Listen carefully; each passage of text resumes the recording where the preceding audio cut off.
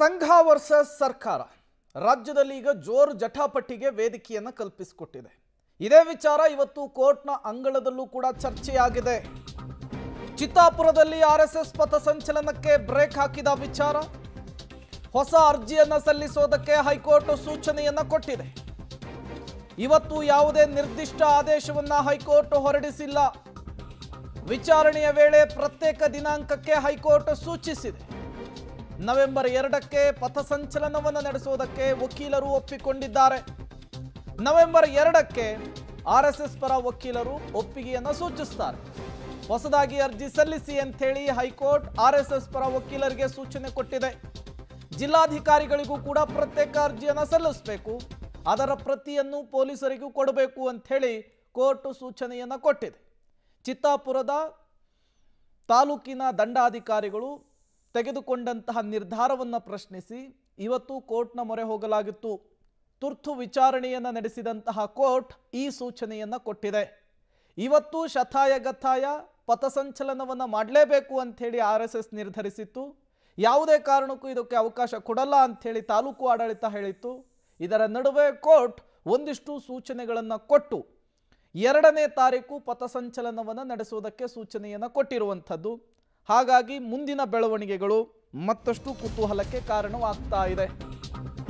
ಚಿತ್ತಾಪುರದಲ್ಲಿ ಇವತ್ತು ಆರ್ಎಸ್ಎಸ್ ಪಥಸಂಚಲನ ನಡೀಬೇಕಿತ್ತು ಎಲ್ಲ ಅಂದುಕೊಂಡಂತಾಗಿದ್ರೆ, ಬಟ್ ಅದಕ್ಕೆ ತಾಲೂಕು ಆಡಳಿತ ಅವಕಾಶ ಕೊಡಲಿಲ್ಲ. ಪ್ರತ್ಯೇಕ ದಿನ ನಿಗದಿಗೆ ಅಭಿಪ್ರಾಯ ವ್ಯಕ್ತವಾಗಿದೆ. ನವೆಂಬರ್ 2ರಂದು ಅವಕಾಶಕ್ಕೆ ವಕೀಲರು ಮನವಿ ಮಾಡಿಕೊಂಡಿದ್ದಾರೆ. ನವೆಂಬರ್ 2ರಂದು ಪಥಸಂಚಲನಕ್ಕೆ ಅವಕಾಶ ಕೊಡಿ. ಅರುಣ್ ಶ್ಯಾಮ್ ಆರ್ಎಸ್ಎಸ್ ಪರ ವಕೀಲರು ಮನವಿಯನ್ನು ಮಾಡಿಕೊಂಡಿದ್ದು ಇವತ್ತು ಕೋರ್ಟ್ನಲ್ಲಿ. ಈ ಬಗ್ಗೆ ಯಾವುದೇ ಆದೇಶವನ್ನ ಹೈಕೋರ್ಟ್ ಕೊಟ್ಟಿಲ್ಲ ಅನ್ನೋದು ಗೊತ್ತಾಗ್ತಾ ಇದೆ. ನೀವು ಹೊಸದಾಗಿ ಅರ್ಜಿ ಸಲ್ಲಿಸಿ, ಆಮೇಲೆ ನೋಡೋಣ. ಜಿಲ್ಲಾಧಿಕಾರಿಗಳಿಗೆ ಅಗತ್ಯ ಮಾಹಿತಿಯುಳ್ಳಂತಹ ಅರ್ಜಿಯನ್ನು ನೀವು ಸಲ್ಲಿಸಬೇಕಾಗುತ್ತೆ. ಇವತ್ತು ನಾವು ಆದೇಶವನ್ನ ಕೊಡಲ್ಲ ಅಂಥೇಳಿ ಆರ್ಎಸ್ಎಸ್ ಪರ ವಕೀಲರಿಗೆ ಅರ್ಥಾತ್ ಅರುಣ್ ಶ್ಯಾಮ್ ಅವರಿಗೆ ಕೋರ್ಟ್ ಸೂಚನೆಯನ್ನು ಕೊಟ್ಟಿರುವಂಥದ್ದು. ಅಲ್ಲಿಗೆ ಇವತ್ತು ಶತಾಯಗತಾಯ ಪಥಸಂಚಲನವನ್ನು ಮಾಡಬೇಕು. ಆರ್ಎಸ್ಎಸ್ ವಿರುದ್ಧ ಸಮರ ಸಾರಿರುವಂತಹ ಪ್ರಿಯಾಂಕ್ ಖರ್ಗೆ ಅವರಿಗೆ ತವರಿನಲ್ಲಿಯೇ ಶಕ್ತಿ ಪ್ರದರ್ಶನವನ್ನು ತೋರಿಸಬೇಕು ಅಂಥೇಳಿ ಆರ್ಎಸ್ಎಸ್ನ ಕಾರ್ಯಕರ್ತರು ಮುಖಂಡರುಗಳು ತುಂಬ ಉತ್ಸುಕರಾಗಿದ್ದರು. ಅದಕ್ಕೆ ತಾಲೂಕು ಆಡಳಿತ ಬ್ರೇಕ್ ಹಾಕಿತ್ತು. ಇದೇ ವಿಚಾರ ತುರ್ತು ವಿಚಾರಣೆ ನಡೆಸಿ ಈ ಎಲ್ಲ ಸೂಚನೆಗಳನ್ನು ಪಾಸ್ ಮಾಡಿದೆ.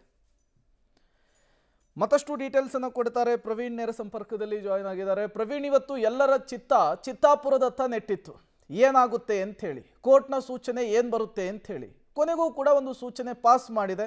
ಜಿಲ್ಲಾಡಳಿತಕ್ಕೆ ಮತ್ತು ತಾಲೂಕು ಆಡಳಿತಕ್ಕೆ, ಪೊಲೀಸರಿಗೆ ಅರ್ಜಿಯನ್ನು ಸಲ್ಲಿಸೋದಕ್ಕೆ ಕೋರ್ಟ್ ಸೂಚನೆಯನ್ನು ಕೊಟ್ಟಿದೆ. ಏನಾಯಿತು ಇವತ್ತು ಕೋರ್ಟ್ನ ಈ ಬೆಳವಣಿಗೆಗಳು ಅಂಥೇಳಿ?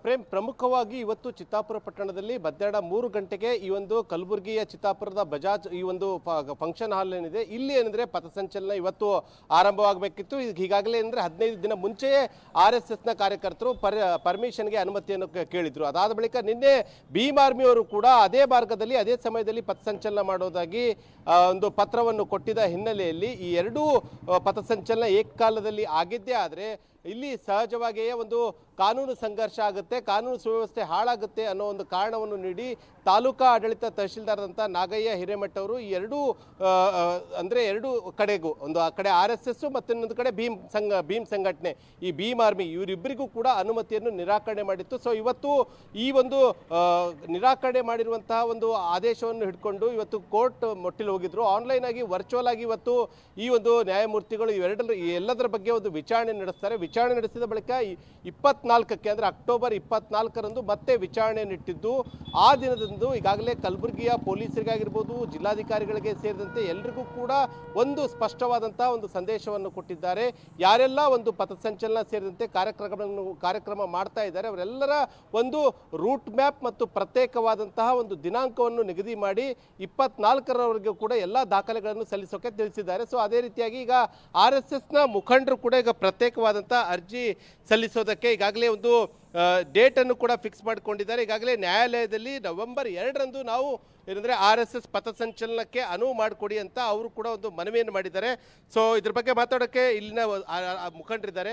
ಸರ್, ಈಗ ಪ್ರಮುಖವಾಗಿ ಕೋರ್ಟ್ಗೆ ತಾವು ಏನಂತ ಈಗ ನೆಕ್ಸ್ಟ್ ರಿಕ್ವೆಸ್ಟ್ ಮಾಡ್ಕೊಂಡಿದ್ದೀರಿ? ಈಗ ನಾವು ಈಗಾಗಲೇ ಇವತ್ತಿನ ದಿನ ನಡಿಬೇಕಾಗಿರ್ತಕ್ಕಂಥ ಸಂಚಲನ ಯಾವ ರೀತಿ ಮುಂದೂಡಲಾಯಿತು, ಯಾವುದೇ ರೀತಿ ಅನುಮತಿ ಸಿಕ್ಕಿಲ್ಲ ಅಂತ ಕೇಳಿದರೆ, ಒಂದು ಮಾಧ್ಯಮದ ಮೂಲಕ ಒಂದು ಸುದ್ದಿ ಆಯಿತು. ಚಿತ್ತಾಪುರನಲ್ಲಿ ಸಚಿವರ ಸ್ವಕ್ಷೇತ್ರದಲ್ಲಿ ಏನು ಡೇಟ್ಗೆ ಇದ್ರಿ ಸರ್? ನಾವು ಹಬ್ಬದ ನಂತರ 3-4 ದಿನಾಂಕಗಳನ್ನು ನಿಶ್ಚಯ ಮಾಡಿತ್ತು. ನಾವು 2ನೇ ತಾರೀಕು ಕೊಡಬೇಕಂತ ಹೇಳಿದರೆ ಅದಕ್ಕೆ ಕೋರ್ಟ್ ಅಸ್ತವನ್ನು ನೀಡಿದೆ. ಹಾಗಾಗಿ ಕೋರ್ಟ್ನ ನಿರ್ಣಯವನ್ನು ನಾವು ಸ್ವಾಗತವನ್ನು ಮಾಡ್ತೀವಿ. 24ಕ್ಕೆ ವಿಚಾರಣೆ ಇದೆ ಅಂತ ಹೇಳ್ತಾರೆ. ಅದ್ರ ಬಗ್ಗೆ ನಿಖರ ಮಾಹಿತಿ ನಮಗಿನ್ನೂ ದೊರೆತಿಲ್ಲ. ಅದು ಮಾಧ್ಯಮಗಳ ಮೂಲಕನೇ ನಮಗೆ ತಿಳಿತಾ ಇದೆ. 2ನೇ ತಾರೀಕು ಅನ್ನುವಂಥ ಅನುಮತಿ ಕೊಟ್ಟಿದ್ದಂತೂ ನಮಗೆ ಗೊತ್ತಾಗಿದೆ ಅಷ್ಟೇ. ಓಕೆ, ಇವತ್ತು ಪಥಸಂಚಲನ ಮಾಡ್ಬೇಕಂದಿದ್ರಿ, ನಿರಾಸೆ ಆಯಿತು, ಏನಂತೀರಾ ಇದ್ರ ಬಗ್ಗೆ? ನೋಡಿ, ಸಂಘಕ್ಕೆ ಸೊ ಇಷ್ಟು ಏನಂದ್ರೆ ಇಲ್ಲಿನ ಸ್ಥಳೀಯ ಮುಖಂಡರು ಹೇಳ್ತಾ ಇದ್ದಾರೆ.